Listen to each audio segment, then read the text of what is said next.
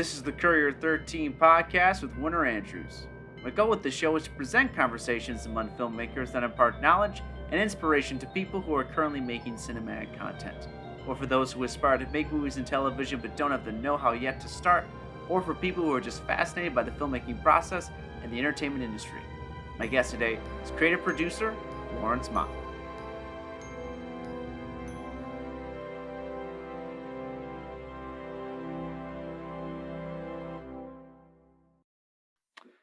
All right, we're going.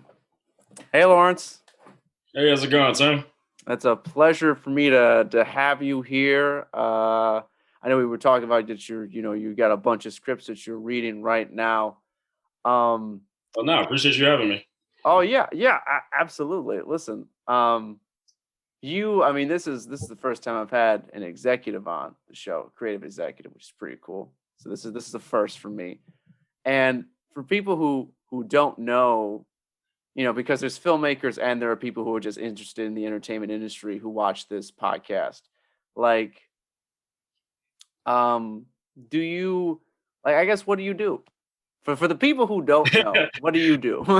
Okay, cool. Very, very good question. For people who usually know nothing about the industry, they hear the word producer and think that that's just the person who finances it. So I'm sure there's different types of producers. So basically, my job as a creative exec is commonly referred to in film schools as a creative producer. Mm-hmm. Now, because I work for a company, because I'm a salaried employee, I'm a creative exec. Now, once a project that I develop gets greenlit, I should say, and produced, then on that film, I am a producer. So that's why you never see the term creative producer in the actual titles. So I'm a creative exec. Once one of my projects I develop goes into production, gets released, then on that project I'm credited as a producer. So basically, to answer your question, the short version is my job is to come up with ideas, try to come up with packages, developing. It's a little bit more of the legwork and groundwork than higher level executives. Like a development exec is somebody who's overseeing a couple of different creative execs. So I hope that. So yeah, no, that was great. What's the difference? So what's the difference between you and a development exec? Like what do you do that they don't do? Okay, no, actually, okay, I misspoke on that. What I meant to say was like a head of development or a department head. Sure. So a department head would be, or director of development is what I should have said. So the director of development is the person who oversees several creative executives. So that could be like, a bigger company would have one or two creative execs specifically for feature, one or two creative execs specifically for television, and one or two creative execs for alternative. And that could be digital, web series, reality, docuseries, all of the above. The director of development is the person that's kind of overseeing all of those different departments. So that's the major difference between a creative exec and a development exec. I'm sorry, director of development. I keep misspeaking. Director of development. Sure. So you're the person who's going into meetings and it's like, it'd be really cool. What if this happens and this happens? It'd be great to direct that, this guy or this guy. Like, you're the person who assembles the concept of a potential team and script. Exactly. But usually most companies, like, you want to have done a little bit of legwork before bringing it to the team. Yeah. Because there's nothing. You're not just throwing whatever's on your mind. Like, oh, I want to see that you've done your research. Exactly. Like, yeah. So if I come across a book or a comic book, I can't just say, "Hey, look at this cool thing I found," because the first question they're going to ask me is it available? And then I'm like, "Oh, I haven't looked into it." Okay, cool. You just wasted 2 minutes of our time. So yeah. So basically, my on daily, or I would say weekly, bi-weekly, companies will usually have staff meetings. So today, like Monday will be the feature meeting, Friday will be the TV meeting, Monday, basically, I should be coming in. Okay, cool. I've read this script. This is available. It matches. It hits these targets that we want to do, and this actor is circling. Not officially attached, but this actor is circling. Hey, is this something that we want to direct and or produce? And then I'll bring that to the group.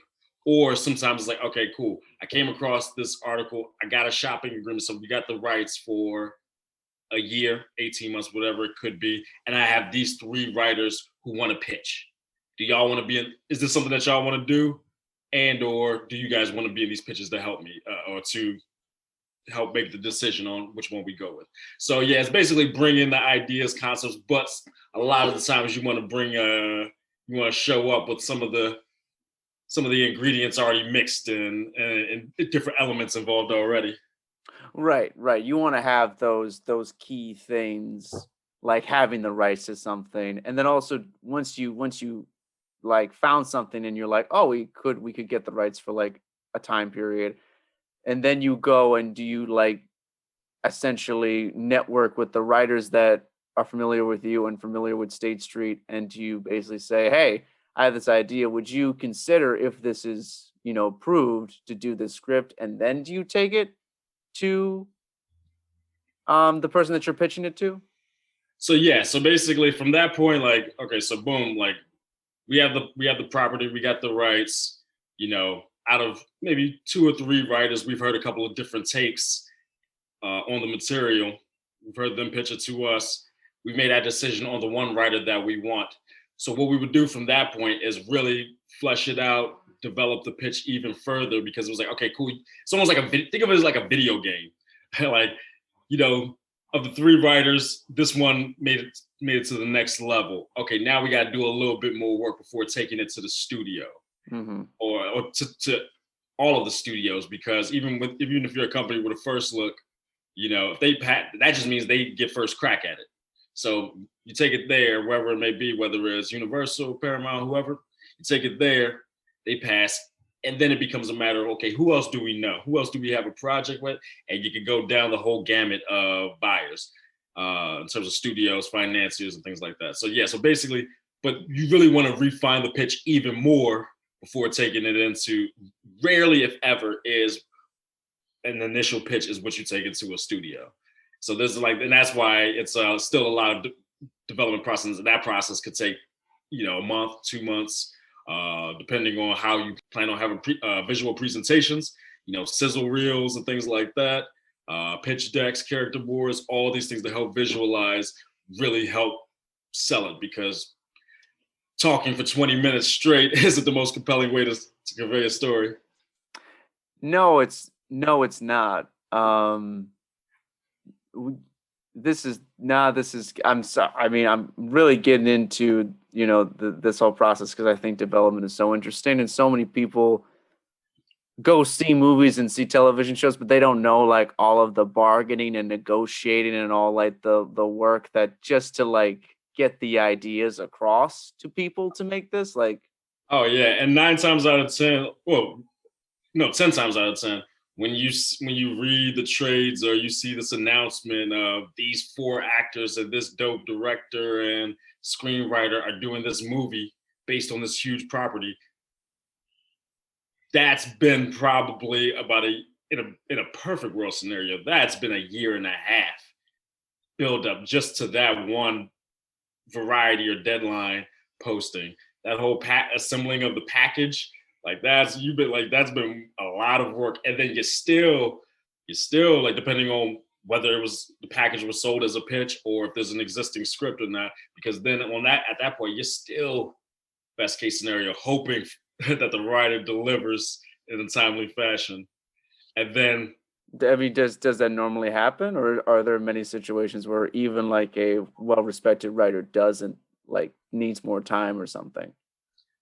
Let's put it this way: I won't say any names, but I don't want to throw anyone down. I mean, I don't want to get too personal, but yeah, you go. Yeah, on. But no, in the past we've definitely worked with writers where they pitched us, they pitched the studios on board, boom, they paid to write it. we're expecting the script. Okay, cool. You'll have it on Memorial Day. Memorial Day rolls around. Cool. We don't have it. It's cool. Maybe they're just doing a little bit of polishing. Um, 2 weeks go down. Hey, just wanted to touch bases. And then next thing you know, Thanksgiving's rolling around and we're just getting the first draft. That is that even allowed? I didn't know that they people allowed that in Hollywood, that you could do that.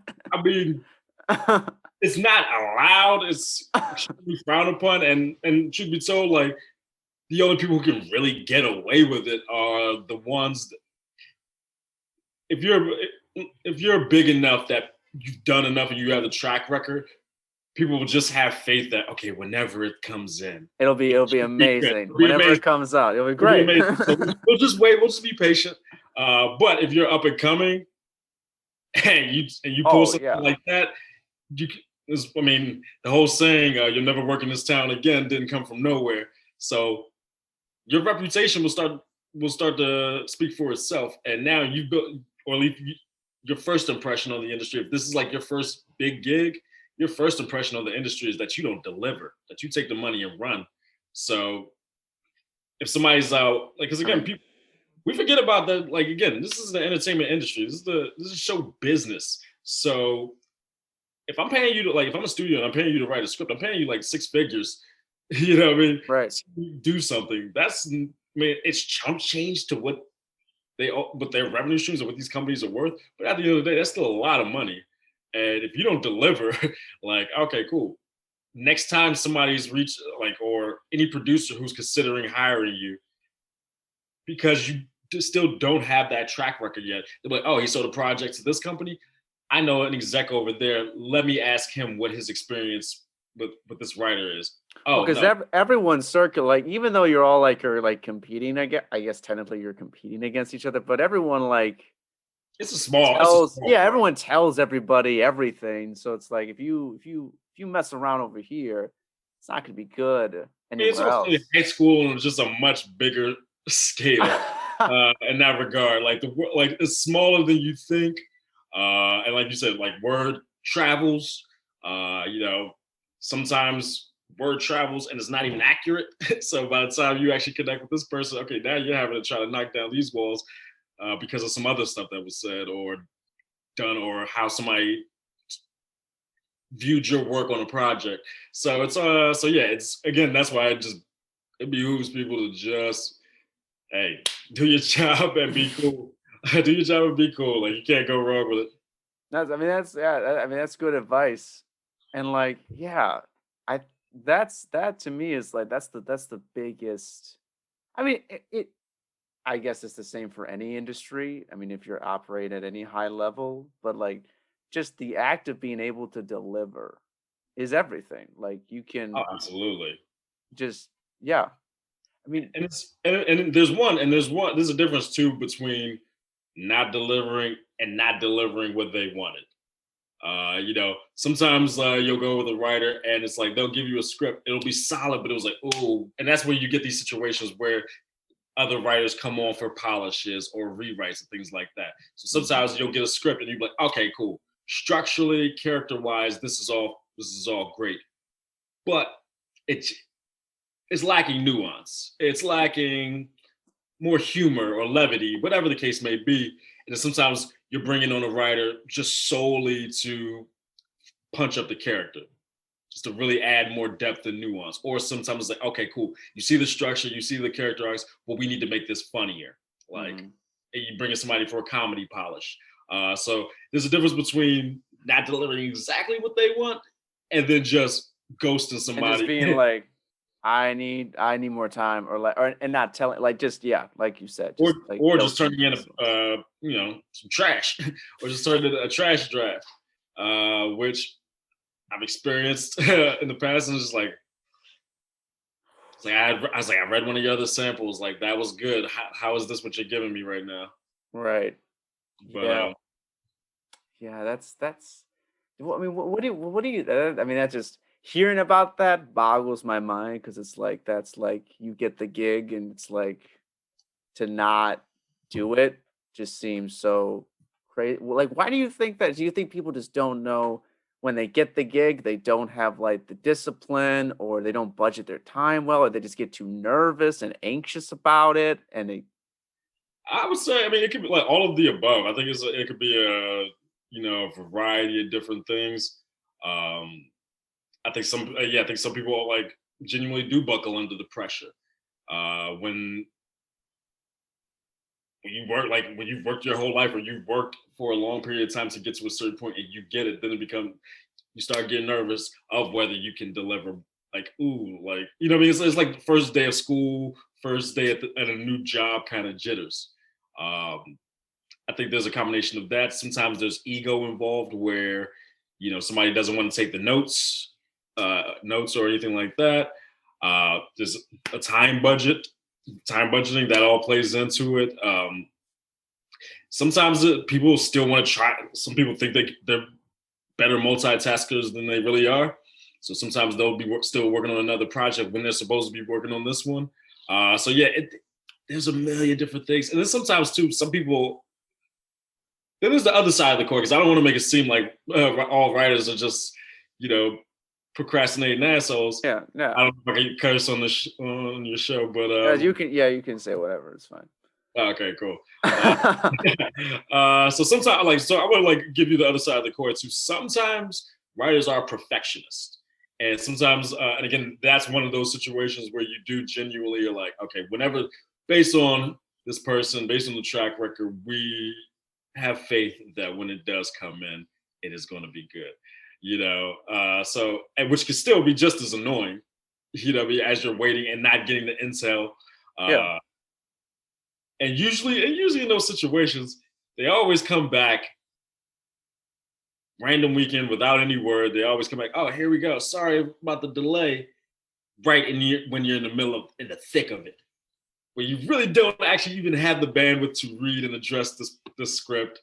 It'll be like you're already in some other project and you're trying to get that going, and then you're like, oh yeah, remember we have this script, we have this. Yeah, it's like oh, we're like a week out from production and we just lost a location, so we're scrambling to find that, and then oh, boom, out of nowhere, hey guys, let me, and then sometimes we've had this too, which is funny. After you wait like 3 months for a draft, they'll say you'll be in the thick of it. Then they'll try to say like, hey, I would appreciate a quick turnaround of the notes because I'm about to actually take this other gig, and I want to finish this up before I do so. And it's just like I don't want this one to distract me from this. If you guys can get back to me quickly, and it's just like, oh, what? Like really, you think you can like dictate how quickly we respond? Like, come on. Yeah. But again, it's personality. That's why it's like I said, the really only things you can really do is be cool, because you're dealing with multiple personalities. Even in the script and development phase, you could be still dealing with upwards of 12 cooks in the kitchen just from the different execs. The two execs from this production company over here. Sometimes you partner up with another company on the development process. So cool, you have two different companies, and then you sold this project to a studio. So you have anywhere from 1 to 3 execs there. So now all of a sudden you're dealing with anywhere from 5, sometimes even upwards of 10 execs from the 3 to 4 different entities, especially when you're talking about a big movie, a big studio film. So you're dealing with anywhere from like 5 to 10 executives from 3 different entities, and now you get a project, and so like all of a sudden the project, like the process just gets so slow and bogged down, because rightfully so, everybody wants to put their stamp in, everybody has their thoughts, and it just can get muddled. So even just in the development phase where you're dealing with 10 people, extrapolate that by the actual size of a typical studio film crew. All the different department heads. So it's like the cocktail for personality clashes is almost inevitable.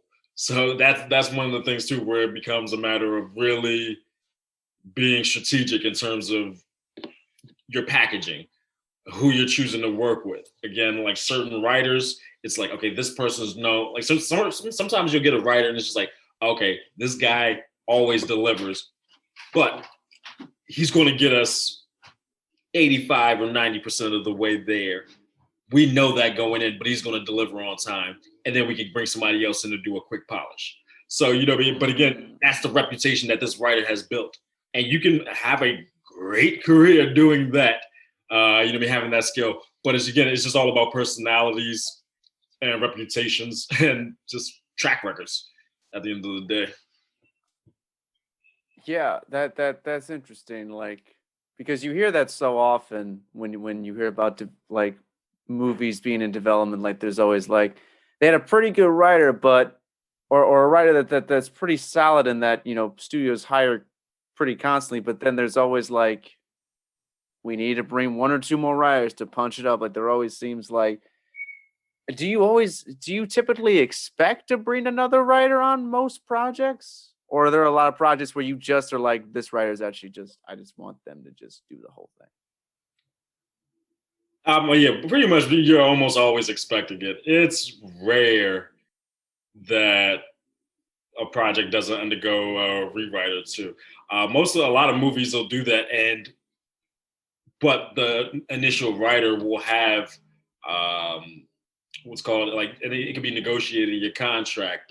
What's called so basically sole credit.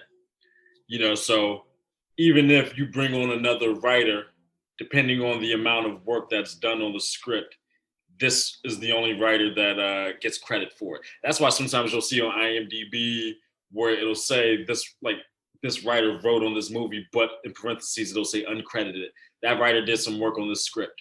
Mm-hmm. So most scripts are always going. So even if, like, because I do write as well, if I were to sell one of my screenplays Monday, I'm assuming that they're going to rewrite it. Now, how much, to what degree, it's project contingent, but you can almost basically assume that a project is going to go. And now, unless you're dealing with Tarantino's and Aaron Sorkin's of the world, and writers of that caliber, who kind of basically write their own rules and punch their own ticket, you can almost pretty much guarantee that a project's going to be rewritten. Does a writer negotiate in the contract how much can be rewritten, or does the studio basically like, okay, you wrote it, we can change it however we desire? It basically, and in each contract they have what's called a step. So say, for example, okay, cool. I'm buying one of your screenplays, and you can negotiate how many steps you want. And so let's say it's usually, I'm buying your script with 2 steps, meaning, okay, basically 2 rounds of work is what a step is. Of revisions. Yeah. Each step is a round of revisions or work. So it's like, all right, cool. First step, I bought the script, but the first step is there's kind of some structural things I want to change. And then boom. You go off, you do that. Okay, cool. Now I have one more step. So now I have to be a little bit more meticulous in what I'm needing from you. It's like, all right, now structurally, we're good. Now I want you to focus on these things. I think these moments can be punched up a little bit more. So now I want to really get in with a magnifying glass, because I only have one step left from you. After this, contractually, you don't have to do any more work. You can take the money and run if you want, or we can negotiate another step from that point. Or if I still don't have what I need from you at that point, that's when I'm free to go bring another writer on. Mm-hmm. Okay. From given your perspective as a producer and a writer yourself, what tends to be the thing that when a script is delivered and it needs to be revised, what element of writing typically needs to be changed more often than not? Like, is it structure? Is it character? Is it just like, again, nuance, tonality? It's usually more character. I mean, again, it depends on the type of project it is. So for example, like with comedies, it's usually one of these things where it's usually just like, all right, cool. We can punch up the comedy a little bit more. Comedy's a little too on the nose or too broad. You know what I mean? let's punch up the comedy a little bit more and add a little bit more character depth. For the most part, any writer worth their salt has structure down. So structure is rarely a thing that we really have to, or that at least in my experiences when dealing with certain, I would say 80 to 85% of the time, structure is never even a thing that I usually have to worry about. And it's usually when we get a draft, it's usually more character and nuance, Right. fleshing out of things, whether that's punching up the comedy. If it's a thriller, all right, cool. This seemed to come out of nowhere. How can we build to this reveal a little bit better? Structurally is there, but where can we place another clue? So it all kind of depends, but usually for the most part, it's usually always more character and nuance than structure. If you are really, after first draft, if you're dealing with structure issues, then you are in trouble. Sure. Well, yeah, well, because structure is the most formulaic aspect of writing, and B, it's like it's the easiest to fix. The easiest thing to fix is structure. So I mean, if you're a writer, if you reread your script once, you can know and feel like what is structurally sound and what isn't. So Exactly. yeah, I get that. Or I even get if that. you're like even in the from a writing perspective, even if you're in the development process and that part, like working on a beat sheet or a treatment or something like that, if you kind of know your story and you're like, oh, or even if you're in the script phase, let's say you're in the script phase and you're like, oh, I'm at page 45 and technically I still need all this to happen before technically Right. this story beat is technically the end of act one and I'm already 45 pages in. Okay, I need to, before even proceeding, some people will just power through and end up with a 140-page script and then pare it down. Some people will stop what they're doing, go back, trim, and get them to the point before proceeding. I'm of the latter class. I mean, granted, I outline and treatment to death before even jumping into the script phase. And even then, I still find myself having to chop. I'm like, okay, cool. I'm realizing I can't squeeze all this in. So now I have to figure out where to place a lot of subtext to fill in the gaps. Yes. Yeah. I tend to be, well, because I write mostly TV. I write mostly, actually, I haven't written a spec feature in a while. But yeah, well, I mean, and I think, and I don't know, this is just a principle adopted in television, like having a beat sheet, um, just so that like I have like a plan. It's interesting. I like to think about it's like I go in with a beat sheet and a plan, but then it's like for me, writing is like riding a horse. If this makes sense, follow this analogy with me, if you will.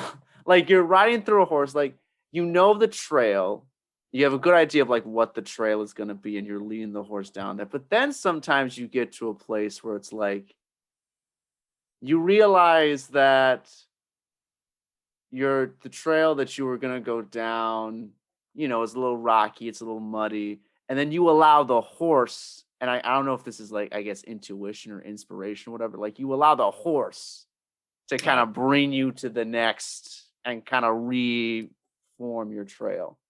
That's actually interesting. And it's funny, it's interesting because I definitely feel like that would definitely be a lot more beneficial in TV.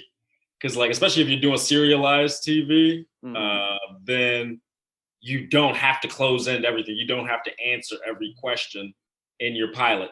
That's true. Yes. You can pose, and really the good ones don't answer everything. The good ones give you those breadcrumbs to have you coming back.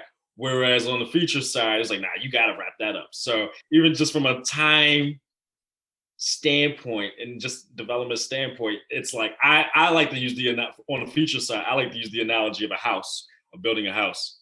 It's like you got to do the framework. Some people like will start thinking about the jokes before they even have the story and structure and characters worked out. So it's like yo, you kind of need your framework. You kind of need the frame of the house. You need plumbing. You need this. you're worried about curtains and carpet while we still don't even have insulation in the walls. We still don't even have drywall up. So let's not think about that. Let's not think about jokes and cool ways to kill someone if it's an action movie or a horror. And let's build the walls. Let's make sure we have plumbing and electricity, i.e., character, arcs, and story structure, and things like that. We can worry about drapes and paintings and carpet and paint later. That's the fun stuff. That's the jokes. That's the okay, cool. If it's a slasher movie, cool. We've already stabbed 4 people. What's a cooler way to kill someone? Or cool. This car chase is a little boring. Like, how can we actually make this more original? To me, that's the fun stuff. But like, that's the homemade. But that's down the line. That's way down the line. It's like, don't even think about that stuff until you genuinely have the framework, you have the structure of the house. But again, that's on the feature side of things, because you got to know where you're going. Like, you can't, again, like, you can't let the horse guide you where you have to be closed-ended, because I've done that before too, and that's when you end up with that 140-page comedy. Right. When you, because with TV, especially with serialized television, you have so much time. You have, like, instead of 2 hours, you have like 8 or 10 hours. So it's like you do have that time where you don't, and it's just like what you said with, and I totally agree with you. Like on when you're thinking about a feature, like you gotta answer all the questions in that one sitting. You gotta bring everything to a close in that one sitting. People are expecting that. And I guess that's why, I guess why I gravitated towards television, because I guess there's a little more freedom in that respect. I can see that. Yeah, absolutely. I've actually, because like I've never written a pilot. Mm-hmm. I've basically kind of stayed on the feature side of things, and that was just more so like when I was in film school, the TV, and even TV wasn't what TV is now. Sure. Not to date myself, but like, when I was in film school, like Lost and Sopranos and the Wire, those were the big shows. Right. So this And is those were laying the groundwork for what it is. Like, those are like the first seeds of what it is now. exactly, and just the thirst for scripted content. This is still in the Mad Men. You know what I mean? This is where cable networks were just starting to really release, original scripted content. This is back when Netflix was just still the DVD delivery service. So it's like, so a lot of like, there's way more avenues now. There's way more of an appetite and more of a marketplace for TV than it was when I was in school. So that's kind of how I was kind of steered and ushered into TV. Like, I love TV. I would definitely love to work in it. But in terms of just like writing for my personal stuff, like, yeah, I've just been groomed into feature. So that's just kind of how my brain's wired to work and to think. Yeah. It's definitely doable, but it is hard to transition from one to the other. It's just like, it's like you're building something with one hand and now you're learning to build it with your left hand. Like, there's the same principles ultimately, because story is story, but like, you have to go about it in a different way. I'm always fascinated by how different writers are. Like, we do essentially the same thing, but you can't go from one writer to the other and be like, oh, they do it exactly the same. Like, and it's interesting too, is like, because I read a ridiculous amount of scripts, and I couldn't even, I shudder to think how many scripts I've probably read over the course of my life. But you'll see writers who are also great at different things. Like, sometimes you'll see a writer who's really great with character dialogue and things like that. But in terms of like the actions and exposition of the script itself, it's just kind of flat and boring. But it still works, because at the end of the day, what matters really got there. And then sometimes you'll have screenwriters who are visually, you can see everything, the way they transition, and it's just an exciting, fun read. but ultimately when you pull back, the story itself was kind of shallow, kind of superficial, but the read was just so fucking fun. So there's a like from the writing perspective, there's a delicate balance for both. One of the best compliments you can get from an exec is, oh no, it was a great read. And by that they mean it wasn't a bore to get through. I was able, like, you've read scripts before too. Like, so there's certain scripts. Oh, I know this. I know this intimately. I know. Oh my God, reading a boring script is wow. It's even if it's a feature. Whoo! No, thank you. But you. I will say I shudder whenever I start looking at a script and I see blocks of actions that are bigger than 4 lines. I'm just like, ugh. That makes me shiver. Yeah. No, And there are certain things that you look at in a script and it's just like it immediately kind of tips you off. It's like, oh no, this person may not know like how to do it. You know what I mean? Like they might know certain things, but like then there's other things where it's like it's hard to get past. Like it's like okay, like this is going to be a long one. This is going to be a long one to get through. So I mean, really, at the end of the day, our jobs from the writing side of things is genuinely do whatever you can do to keep them from putting it down. And again, sometimes that is even as simple as, like, one of the things I do whenever I'm finished with a script is I comb through it, and if there's like a paragraph and there's just only 1 or 2 words that's in the next line, I'll do what I can to trim the whole thing down just to get rid of that line. And you do that throughout an entire feature script, you could easily trim like a page or 2 off just doing that.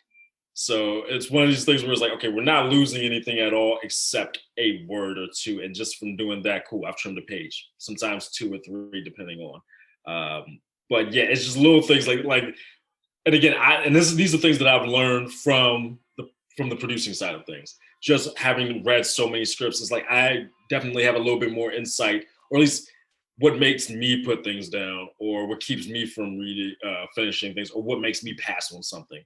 The feedback I've gotten from projects that we've developed and that have gotten passed on by studios and financiers, it's like, okay, taking that feedback and applying it to my own writing. Granted, it makes it a lot harder than not having that, because you're not writing with as much freedom, but you're definitely writing with a better plan in mind when you have experience on the other side of the desk, so to speak. no, that's amazing advice. I think every writer, if they can, should have a development job at some point, like, or do development or understand development. I mean, obviously, regardless of whether they do, they should be reading scripts and they should be seeing what good scripts look like and how they flow and what works and what doesn't. But having a development job and knowing how a script should flow is so important. Like I was even looking, because I'm revising another pilot that I wrote last year, and just to even see the difference now, like from what I knew back then to what I know now, I'm like, I cringe like looking at how like I constructed it and how it looks and like oh yeah, absolutely.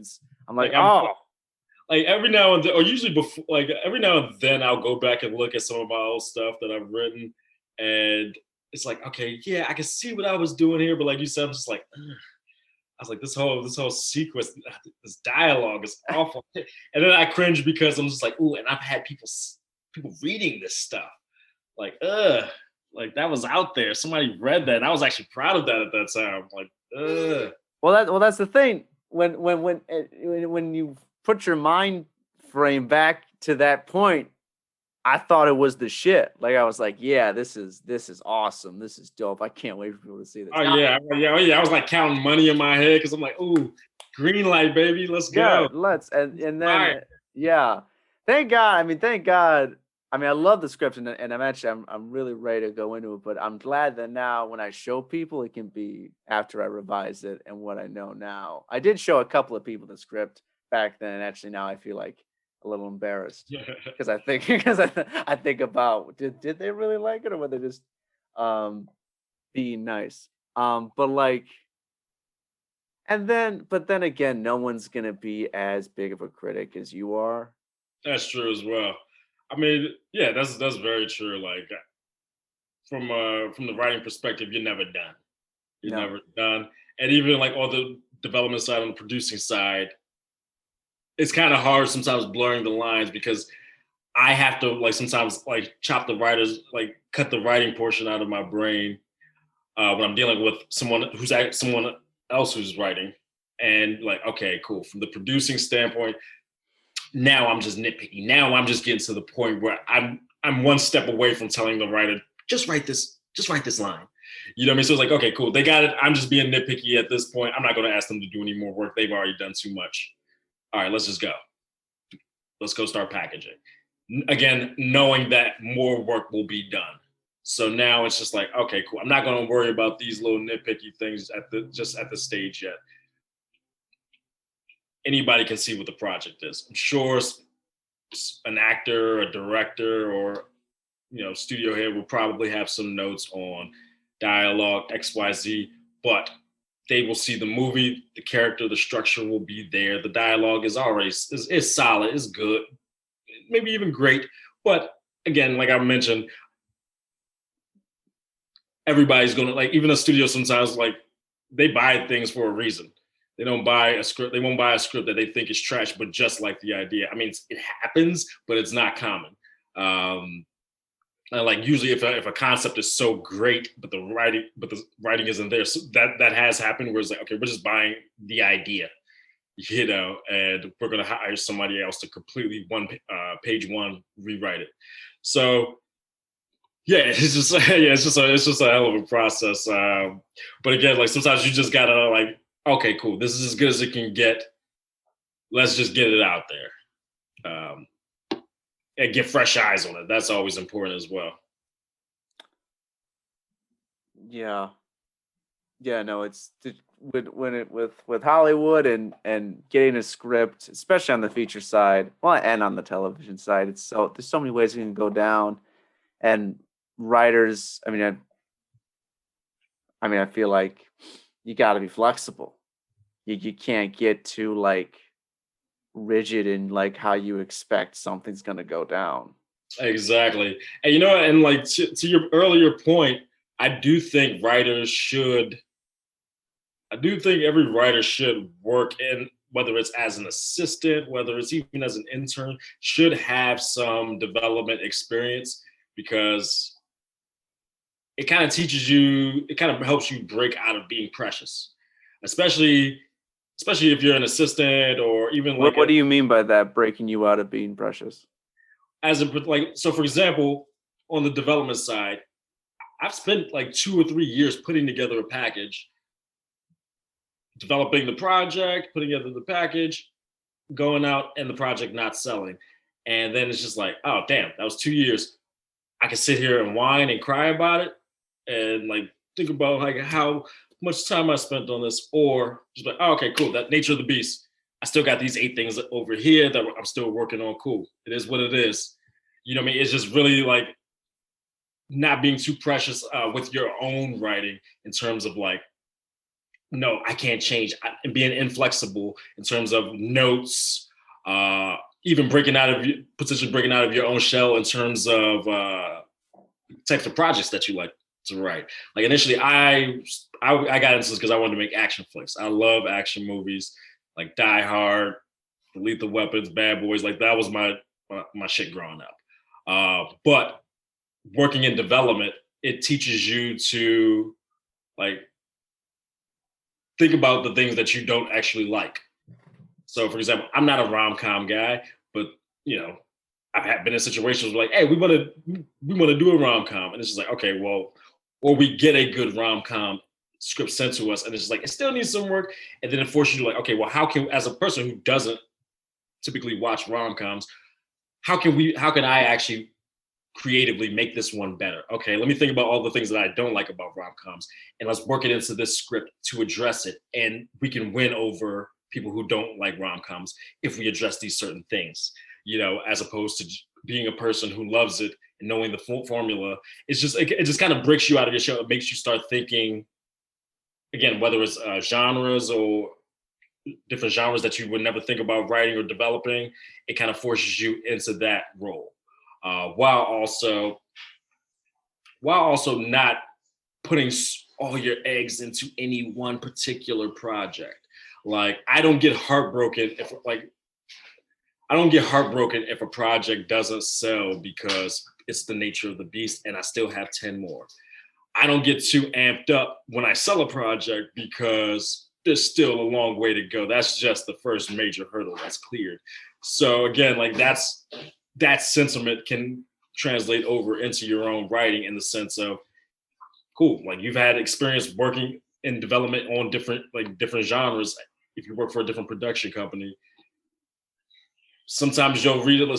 Sometimes like you're like, oh, okay, cool. And like I've had to learn, or you just start thinking about things differently. Like, so for example, me being an action movie guy, having developed comedies and having developed teen comedies and things like that, it's like, oh, okay, cool. I would have done this differently than this project if I was actually writing it. I kind of want to write something in this vein. So now I want to write a rom-com. You know what I mean? It's just kind of like something that I would have never thought about writing myself. But now having worked in that on the office side of things, it makes me think about other projects differently from a creative standpoint. I hope that makes sense. I don't know if it does. No, it does. It does. It's like, basically, it's like, if you're a writer, have more than one good script. You should have multiple things, Yep. And yeah. And I was going to say, just writing it, you never want to write anything that you don't think can sell. But at the end of the day, you want to be realistic with yourself. And truth be told, the odds aren't in our favor. If we're being honest, the odds aren't in our favor in terms of selling a project. So with that being said, it's just like, okay, cool. Not being too precious. Like, yo, I'm writing this because I do think it could sell. I have every intention on selling it. But the reality is it may not. And that's not the end of the world. Because again, if this project doesn't sell today, again, not putting all your eggs in one basket, cool. You on to the next, on to the next, on to the next. Cool. You sold a couple of projects 10 years down the road. You sold 3 or 4 screenplays. Hey, what else? Like, you're meeting with a studio. Hey, what else you got? I got this one thing that I wrote a long time ago that I've always loved and always wanted to go back to. Cool. Now go back. Yeah. Exactly. So again, you never want to write in vain, but it's also, you want to be realistic in terms of what the odds are.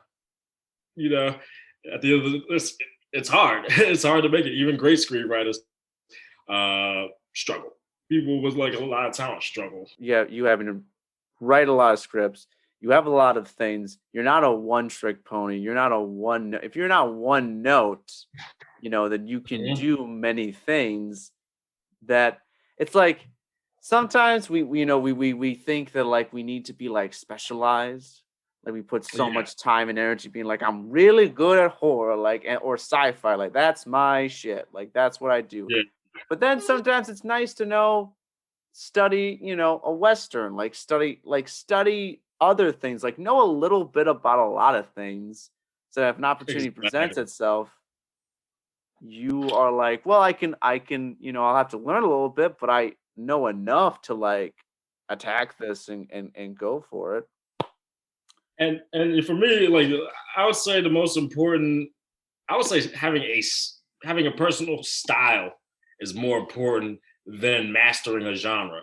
I feel like in most film schools, or screenwriting classes, they teach you to stick with one genre, where it's just like, nah, it's better to have a style. So that way, like, for example, let's look at somebody like Steven Soderbergh, who can do everything from a tiny indie drama to a cool caper like the Ocean's movies to Contagion and so on and so forth, because he just has a style, about his work. So I feel like that's actually more important than being great at any genre. Like, if your style is, dark, like Coen Brothers, dark, but with with some humor, levity, and quirkiness, it doesn't matter what genre you're in because you're bringing that style to it. If that makes sense. No, actually, the Coen brothers are a perfect example of that. Like it's not they can. I mean, they purposely try to do a new genre, like a new thing every time. Um, Exactly. but they have that style that like you see any Coen brothers movies, and even though it's like kind of different, you're like, well, I can even tell by the trailer that that's a Coen brothers movie. Exactly. And you can basically guarantee that there's going to be some moments that you don't see coming. It's not going to play out the way that you think it is. Like I would say, like I'll give them credit because their movies are. You can never really predict how one of their movies is going to pan out. No, you can't. Yeah. So like it's so yeah, so it's like that to me. That's more important. Is really having a voice, having a style, and even just having a point of view. I think all of those things are more important than mastering a specific genre. Because at the end of the day, most the genres there's the formula. You can learn the formula at any given point. The other stuff can't be taught. The other stuff, like you really have to hone in on that. Again, as a guy who started writing action movies, it was just like, oh, okay, when it came to like, I would say my favorite script that I've written is a boxing drama. So the Rocky movies are like that's like one of my favorite franchises. So I wanted to like just one day for like shits and giggles, I was like, all right, cool. I want to write a boxing script, and having watched all the Rockies and then pretty much almost every boxing movie ever made, it's like, oh, okay, cool. I know this formula like the back of my hand. Let me what is something that none of these movies have ever done, and it's like, oh, okay. The one thing like every boxing movie is just like, oh, okay, cool. This is the main character. This is who's going to win in the end. There's only one of two ways you can do this. It's like, okay, the character wins, or we're going to go against the grain and make him lose. You know what I mean? You Right. never really Which has see already it. been done before. People have already seen that. Exactly. So the one thing like that hasn't been done is like, okay, cool. We're going to have two. It's going to be a two-hander where let's just a picture of Rocky and Apollo are just as equally important to the story. So by the time you actually reach the end of the movie and the bout, you don't know who's going to win.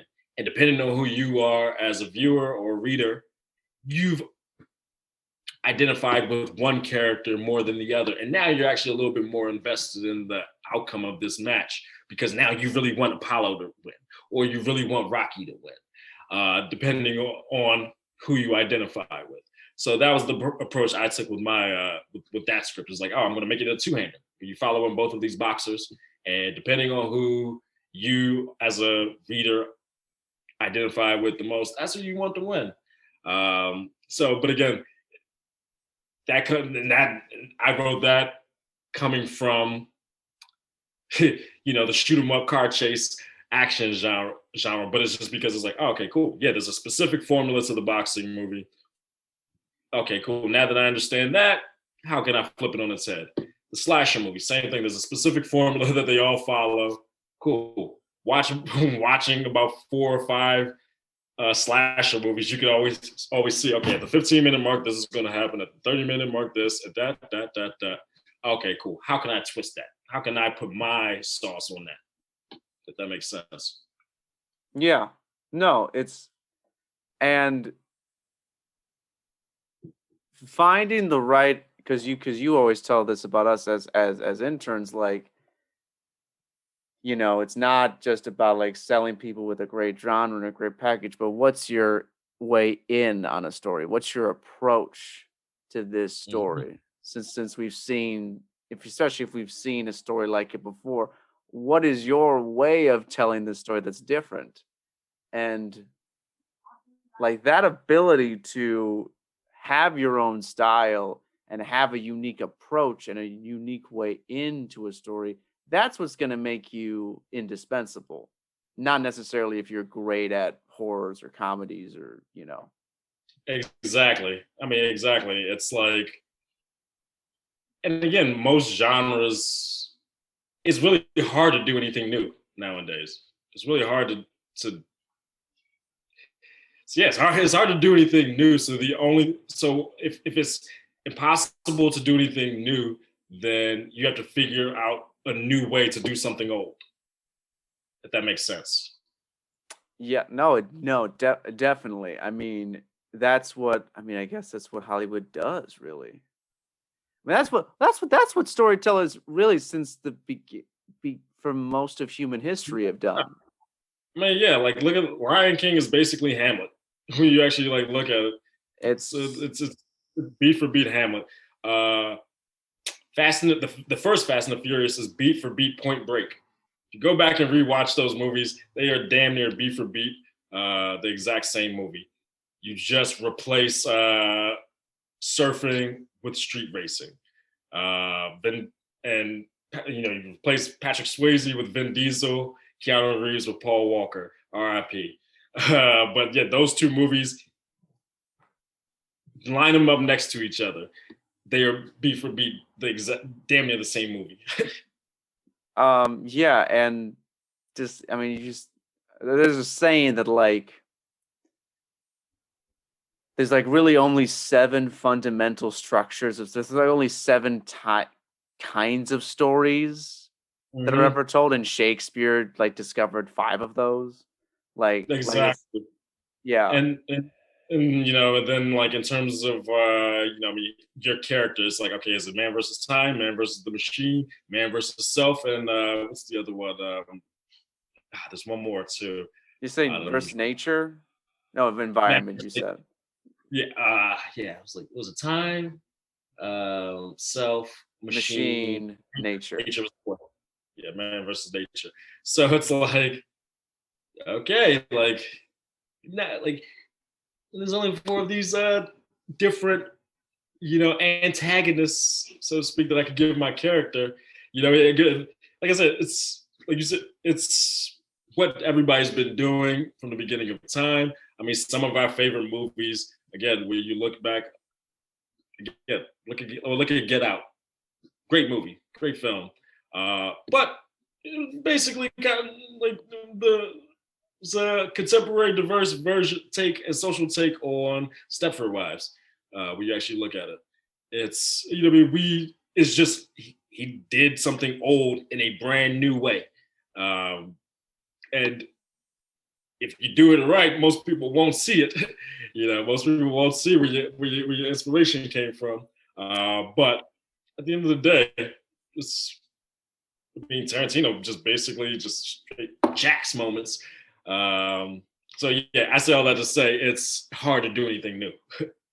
Well, yeah, and another thing is like a lot of times the artists, like the writers that we're talking about, don't even know that they're doing it. Like sometimes you're writing a script and you're doing something, and then you come out of it, and then you're like, wait, that's very much like that. And I mean, sometimes I think writers definitely are self-aware when they do it too. Sometimes, but I think Yeah, there's also times when people are not self-aware of it. there are, and there's definitely time I'm guilty of it. Like there's been times where I had a joke or I mean a character retort or something that I thought was original, and then flash forward like sometime later, and I'm rewatching a movie, and I'm like, oh, I straight up jacked this line. Okay, I should probably go and change this line because I didn't realize I did that. So yeah, I definitely think that sometimes it happens, subconsciously without even realizing, especially if it's a movie that you've seen, a movie that you've been inspired by. If it's a movie that you've seen so many times that to the point that where you've kind of forgotten. Um, yeah, it definitely happens. I don't necessarily think that it's always an intentional thing either. So And it's a good lesson for for writers to, I think, be a bit more humble because it reminds you that you're not as original as you think you are. exactly. I mean, truth be told, like if you're actively writing a project, just assume that there's at least 10 others. I mean, at least from a log line perspective, there's at least 10 other scripts floating around out there that are the same. But again, your style, your voice, your approach, that's always going to be what separates your script from the others. An example I'll give you is like 2 weeks ago. 2 weeks ago, we at work submitted two different versions of a contemporary Rosemary's Baby. One was called The Expecting, and one was called The Heroine. You told us about, yeah, I remember this. Yeah. So basically, it's like at the end, even before getting both of those scripts, in my head, I was thinking, why hasn't there been one of these scripts? Why hasn't there been like a diverse contemporary take on a Rosemary's Baby? Maybe that's something to explore. And then, things happen and you just forget about that idea. And then all of a sudden you get two different reps will hit you up being like, hey, you should check this out. It's like Rosemary's Baby meets Get Out. Oh, you should meet, it's like Rosemary's Baby meets Knives Out. Oh, okay, cool. And then you read both and it's just like, I can see both of them. Is it right for us? But again, I say all that to say there was lots of people out there thinking, oh, there needs to be a new Rosemary's Baby. So whenever you're writing something, and again, both scripts completely, totally different. Both scripts could, live in the same marketplace, coexist in the same marketplace, but realistically, probably won't. They weren't different enough, but it's like the second is like, oh, okay, thriller about pregnant woman. Okay, we can't do it again. So, but I guess sometimes that does happen. Sometimes people just try to race it. Like again, White House down, Olympus Has Fallen. That's crazy because those came out like at the same time, and they literally are the same movies. They're the same concept. Yeah, they came out like 3 months apart. It was like, wow, okay, like y'all really do this. Yeah, I can't believe like no one checked in on each other. Like no one said, "Hey, we're doing this." Oh, you're doing the same thing. Wow, that's crazy, man. Crazy. And I'll be honest, like as it pertains to those two movies, I would have chosen wrong. On paper, I would have assumed that White House Down would have spawned the franchise and not Olympus Has Fallen. But I mean, there's been 3 Fallen movies, so yeah, it's weird. I don't even know. What was I gonna ask you? I had a great question. So like it seems like, and you've kind of iterated this to us, like the most, not dreaded is the wrong word, but the most like disappointing yet recurring phrase that you'll hear if you work in development is like when you bring an idea or you pitch an idea, like, "Ooh, that's good, but it's not for us," or it's like it's not the right time, or it's like not the right way. Yeah. Do you constantly have to do that all the time? Like, is that like a daily occurrence? Yes. Yeah, it is, because again, like it's all brand specific as well. Like the company I work for is, our targets, the things that we're known for doing, and even taking gambles creatively, we still have to do it within a certain range that doesn't feel jarring, because even buyers, even the studios, they're expecting a certain flavor from us, whereas we can baby step our way out of it in terms of expanding it. Whereas, a company like Bad Robot, they're known for, bigger sci-fi, more commercial kind of things. So it would feel a little bit jarring if they decided that they wanted to produce like a Ladybird.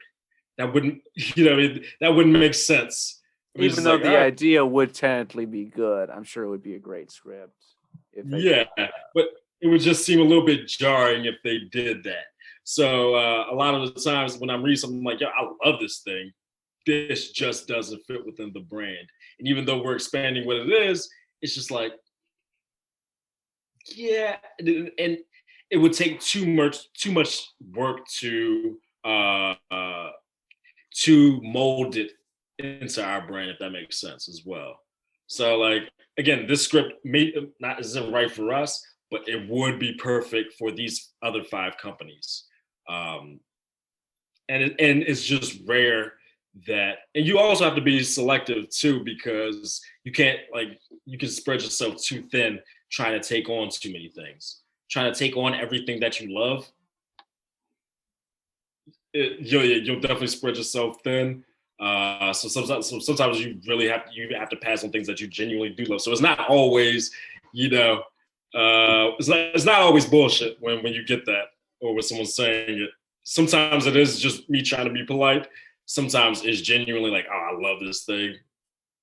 It's best for you not to come with us because I don't know that we are the company that can get this movie made. It certain times I'm just like, okay, yes, this is in our wheelhouse. We can get this made easily. Boom. So sometimes it's just really being more selective and strategic about what you can get done. Yeah. Do you? No, I mean that makes sense when you think about it, but I think it's just another thing that writers need to be aware of. It's like you got to think about what will be the right place for your script, like for your project. And I think sometimes, or maybe this isn't the case, or maybe like maybe it's maybe it's difficult for writers to see that. Like they want to just throw it to whatever company they think will make it the best. Exactly.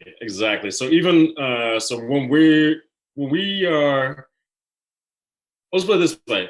Um, Before I started working in development, and my man, like, and I was like out here just writing. My manager at the time, he was one of the managers that would just throw it. He was one of these managers who was just like, I just need you to see me working for you, whether or not we're actually working towards something. So he would just throw the script at anybody who would read it, and then I'm getting passes left and right because it was like, okay, yeah, clearly it wasn't going to work for that company. Like, why would you send this guy boxing script to Renee Zellweger's company? You know what I mean? Like it's clearly not that brand. Whereas, a smart rep is going to take your script and say, okay, cool. Based on what I know, these 8 production companies are looking for something in this vein, or this fits into these 8 production companies' brand. So I'm going to target and approach these. Again, that's where networking comes into play on the producing side of things. Is knowing like we'll develop projects and we're like, we won't even waste anyone's time at Disney by reaching out to them for something that they'll clearly never do. So don't even make that call. But we have this project set up at this place. We have these projects set up over here. All right, quick call to the exec to see, hey, is this something that you guys would do? No? Okay, cool. Move on to the next. Oh yeah, we'll hear that pitch. Actually, we've been looking for something in the slasher space. Okay, perfect. Yeah, bring it our way. So again, it's always about a targeted approach. Uh, it just takes so much for everything to align. Again, sometimes even picking the right writer, you could have a writer who's really great at something, but may not necessarily nail this one aspect of, or this writer knows the genre so well that they don't want to take notes into like, or can't, or but I've had this in the past too, where somebody was like, the comedy was great, but it's like, oh, we got to add some layers into the nuance because we don't want this to just be a full-on dick and fart joke movie. We want to actually add some depth and layer to this so that it doesn't just end up in the red box bin. Um, you know, so it's all like again, you never know. That's You why I like never it's know. it's I Yeah. mean granted it's business, but at the end of the day, it's an art, not a science. There's you learn how to do something, and then your experiences, again, the marketplace, everything is always constantly shifting. So it's just really about being as flexible as you can. Just being as creatively flexible as you possibly can is what it all boils down to. Whether you're on the writing side or whether you're on the producing side, you kind of have to be able to see the potential in all things. while being realistic as well. Most of it is like, okay, just imagine if you had this writer with this director, what that could possibly look like, and try to get that and try to sell that vision is basically my job as a producer. Right, going all the way back, circling all the way back. Lawrence, I really loved and appreciated this conversation. Thank you so much. Yeah, I know you gotta get going, but have a great rest of your day, and I'll see you later. Thank you so much, Absolutely man. appreciate you having me. Had a good time. So yeah, definitely we'll do it again. But enjoy your time, enjoy your weekend, and we'll talk soon. Yes, have a great one, man.